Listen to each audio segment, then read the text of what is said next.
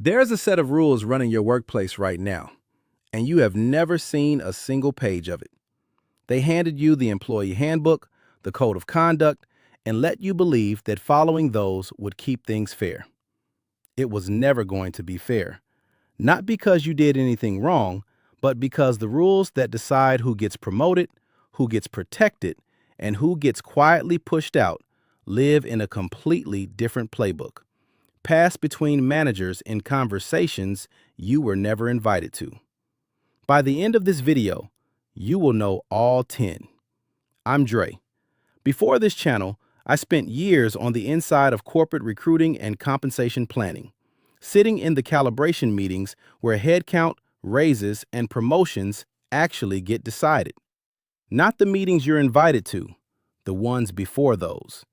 And what I noticed sitting in that room over and over is that the employees who got protected weren't always the strongest performers on paper. They were the ones who somewhere along the way had figured out the second set of rules. This channel exists to hand you that second set, plainly, without the corporate spin. If that's useful to you, the subscribe button is right there, and it costs nothing. Now let's get into it. Every organization runs two systems at once. There's the official one, written down, defensible, the one HR can point to if anyone ever asks.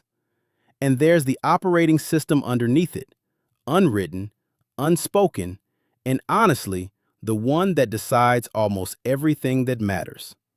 Most people spend their entire career only ever seeing the first system. Today, you're going to see the second. Rule number 1. You are being measured on 2 scorecards, and only one of them is ever shown to you. Every company tracks visible metrics: targets hit, deadlines met, attendance, project completion. That's the scorecard you see in your review. But there's a second one running quietly alongside it, and it's rarely written down anywhere. It tracks things like how much friction you create, how easy you are to manage, whether senior leaders remember you positively, whether you make waves in the wrong rooms. Here's the part that stings. In many organizations, that invisible scorecard carries more weight than the visible one. You can hit every number on paper and still get passed over because someone with weaker numbers scored better on the scorecard nobody shows you. This may be worth watching for in your own experience. If your visible performance is strong, but you keep sensing a hesitation you can't quite explain, it's often not about your output. It's the second scorecard. And once you know it exists, you can start managing for both. A useful habit here is simply asking a trusted manager, informally, what gets remembered about people in this building, not what gets written down. The answer is usually more honest than anything in the official review process. Rule number 2. Reliability without visibility isn't an asset, it's free labor. You deliver. You never miss a deadline. And part of you assumes that eventually someone important will notice. In practice, this often works differently. The moment a manager learns you'll always come through, they tend to stop thinking about how to develop you and start thinking about how to keep you delivering. Your dependability quietly becomes their insurance policy. And insurance policies don't usually get promoted. They get renewed, year after year. The fix isn't to become less reliable. It's to make that reliability visible to people above your direct manager. Every time you close out something significant, make sure your name is attached to it somewhere someone senior will actually see. Not as a brag, more like filing evidence for later. Rule number 3. Whoever controls the story around the work usually controls the outcome of that work. 2 people can do the same project. One sends a short recap to a director afterward. The other assumes the work speaks for itself. Months later, in a conversation about who's ready for more, one name tends to come up, and it's rarely a coincidence. Your performance is raw material. The narrative built on top of it is what actually gets remembered. And if you're not building that narrative, someone else often will. Sometimes a colleague who folds your work into their own summary, sometimes just silence that gets quietly read as they're satisfied where they are. Your job isn't only to do strong work, it's to make sure the right people know what that work actually cost and what it delivered. Rule number 4, and this one needs to be said plainly. HR works for the organization, not for you. This isn't a knock on the people in that department. Many of them are decent and well-meaning.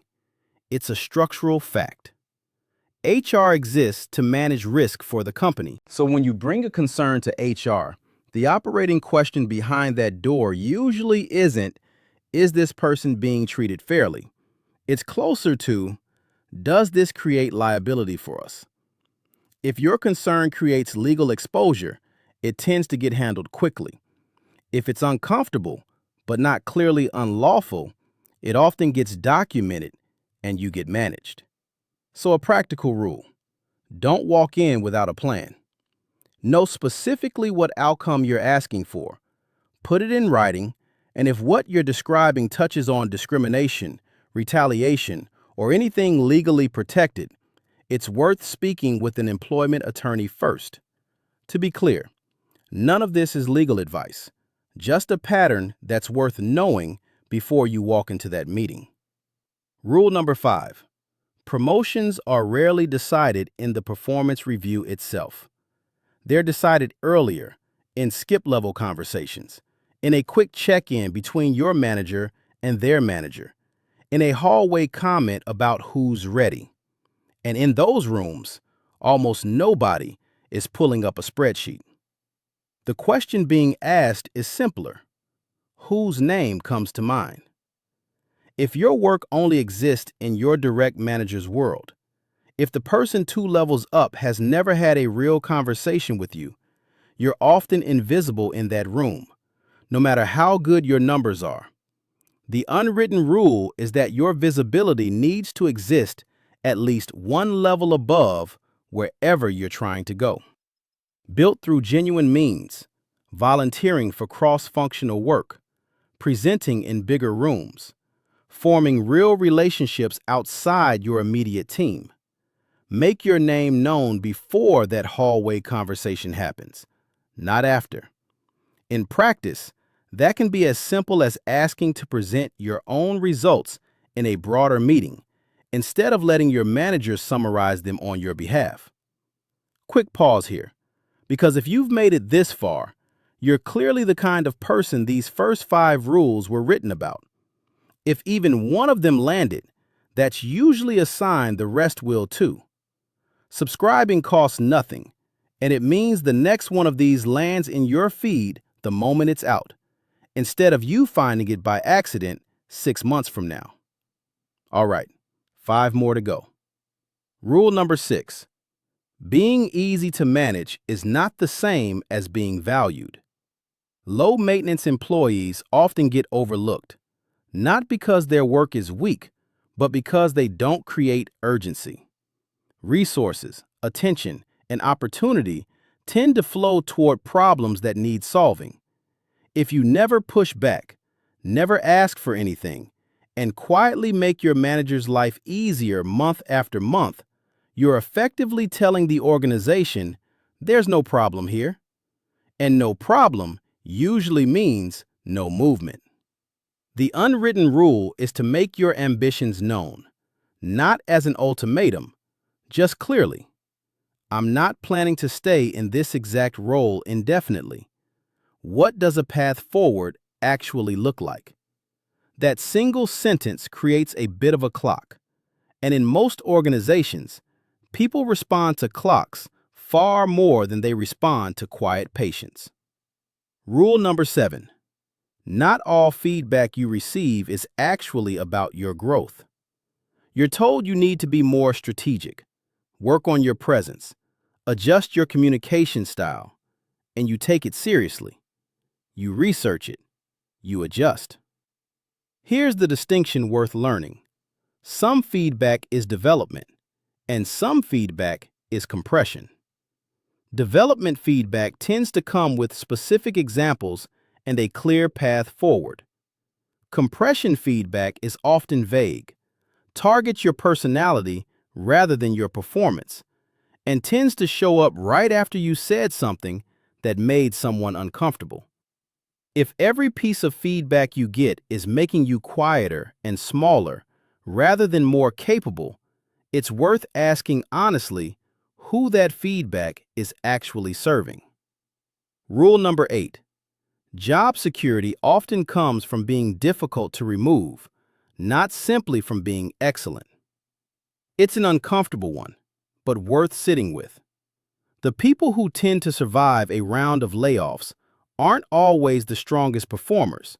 They're often the most embedded, with relationships nobody wants to untangle and knowledge nobody else documented. Meanwhile, the employee who documents everything, cross-trains their team, and makes themselves fully replaceable at their current level can end up on the easier-to-cut list, not because their work wasn't valuable, but because removing them doesn't create immediate chaos. So document your work, yes. Cross-train, yes. But also build relationships that extend outside your immediate job description, so your absence would be felt in more than just your own department.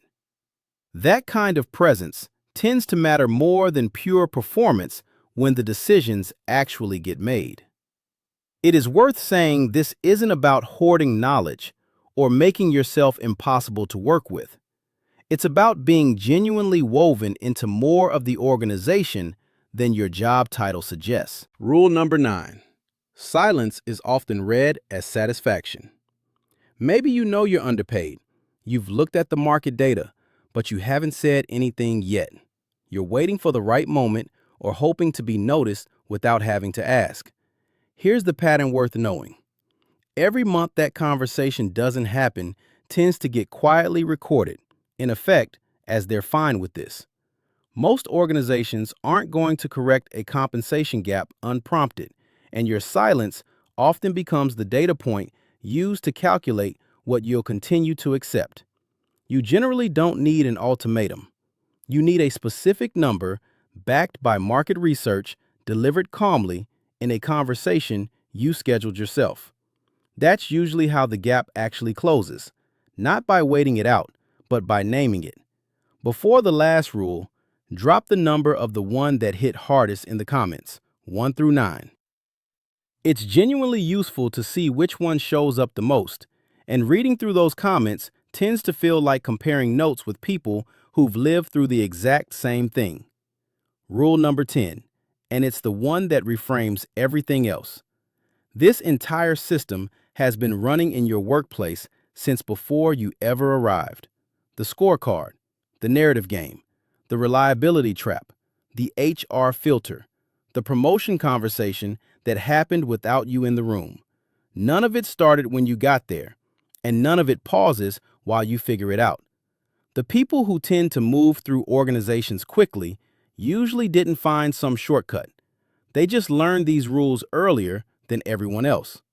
They understood that competence is the entry fee, not the strategy, and that the official rule book keeps you employed while the unwritten one decides almost everything else. So what do you actually do with all of this? Start small and specific. Pick one piece of work this month and make sure someone above your direct manager hears about it in your own words, not secondhand. If you've been sitting on a compensation conversation, pull the market data together this week and put the meeting on the calendar yourself instead of waiting to be asked. If you've gotten feedback recently that felt more like compression than development, go back and check whether it came with specific examples or whether it just made you smaller. And if you've been carrying knowledge nobody else has documented, start writing a little of it down for a colleague, not because you're becoming replaceable, but because visibility and generosity tend to build the same kind of trust that pure output never quite does. None of these moves require becoming someone you're not. They just require playing with the rules you now know exist. Here's what I want to leave you with. Learning these 10 rules isn't about becoming manipulative or fake or playing some game that feels dishonest to you. It's about seeing the environment you're actually standing in instead of the one described to you during orientation. If you've spent years doing everything the official handbook told you to do and still felt like you were missing something, you weren't missing effort and you weren't the problem. You were handed an incomplete rule book and told that following it would be enough. It was never going to be enough on its own. But now you have the rest of it, and that changes what happens from here. If this gave you language for something you've been feeling at work but couldn't quite name, send it to someone you know who's been grinding away, waiting for the system to finally notice them. Because these rules only really work once more of us know them. And subscribe, because that's exactly what this channel is for. One unwritten rule at a time. Next week, I'm breaking down the early signs that a layoff is coming months before anyone tells you officially, so you're never blindsided by a meeting like the one this video opened with. I'll see you in the next one.